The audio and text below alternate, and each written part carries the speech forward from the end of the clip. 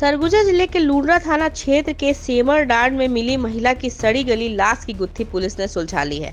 मामले में पुलिस ने एक नाबालिग सहित 4 लोगों को गिरफ्तार किया है। दरअसल जादू टोने के शक में महिला की हत्या हुई है। महिला के 2 भतीजों ने अपने साथियों के साथ मिलकर वारदात को अंजाम दिया है। पुलिस ने बताया कि आरोपी अरविंद पैकरा के परिवार में बीते सालों से अचानक लोगों की मौतें हो रही थीं, जिसका कारण आरोपी अपनी मृतक चाची सामालिया पैकरा को समझ रहा था। आरोपी को शक था कि परिवार में हो रहे लोगों की मौत का कारण चाची ही हैं, जो जादू टोने कर परिवार के लोगों को मार रही हैं। जिसके बाद आरोपी ने अपने साथियों के साथ मिलकर हत्या का प्लान बनाया और अपनी चाची की गला घोंटकर हत्या कर दी।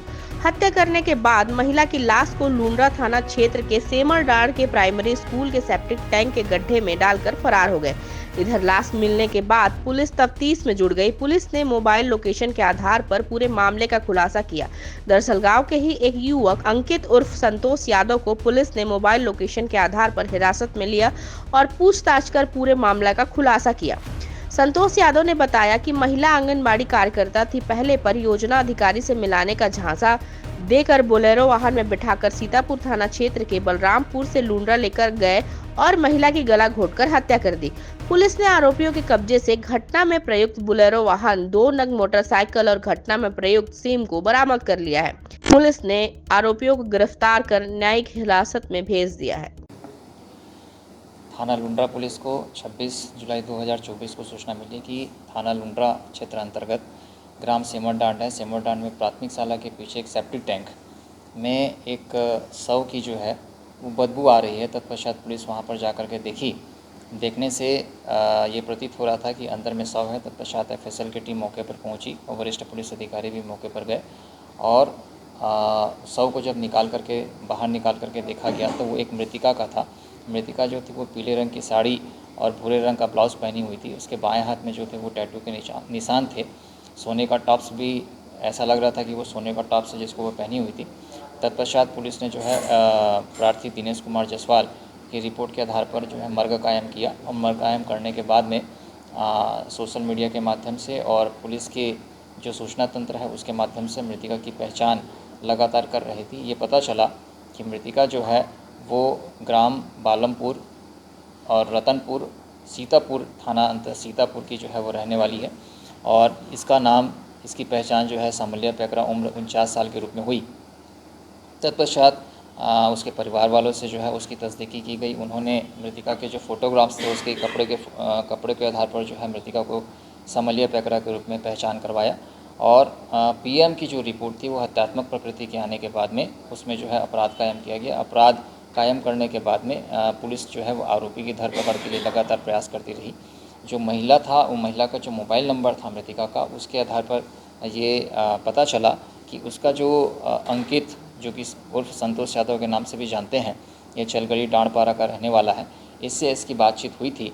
तत्पश्चात इसको जो है पकड़ करके पूछताछ किया गया, जिसने ये बताया कि मेरे साथ में एक जो है नाबालिग बालक और 2 अन्य बालिग जो कि अरविंद पैकरा और समित पैकरा, ये दोनों ही उसी मृतिका के गांव के रहने वाले हैं और आपस में ये पारिवारिक रूप से रिश्तेदार लगते हैं।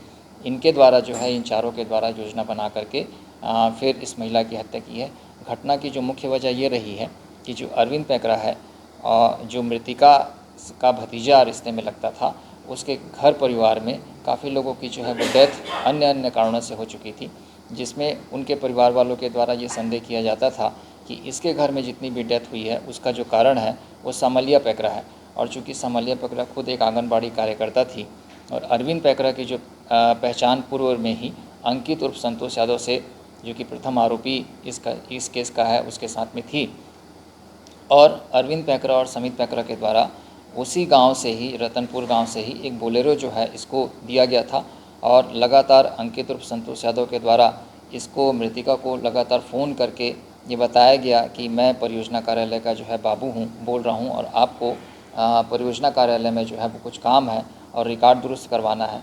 तो महिला को जब 2-4 बार इसने बातचीत की और अपनी पहचान बताई, तब महिला जो है परियोजना कार्यालय में जाने के लिए तैयार हो गई और दिनांक 22 जुलाई 2024 को मृतिका को ये जो अरविंद पैकरा के द्वारा जो दिया गया बोलेरो था, तो अंकित उर्फ संतोष यादव और उसका एक नाबालिग जो साथी था, ये दोनों ग्राम मंगारी से उसको पिक किए महिला को, और महिला को पिक करने के बाद में उसको दोपहर में किसी भी प्रकार का बहाना देख करके उसको इधर उधर घुमाते रहे।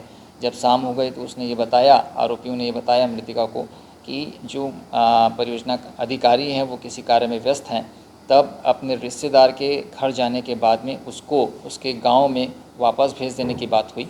पीछे से एक बाइक में जो अरविंद पैकरा और समित पैकरा, जो कि आपस में भाई लगते हैं, ये दोनों ही उस बोलेरो का पीछा कर रहे थे।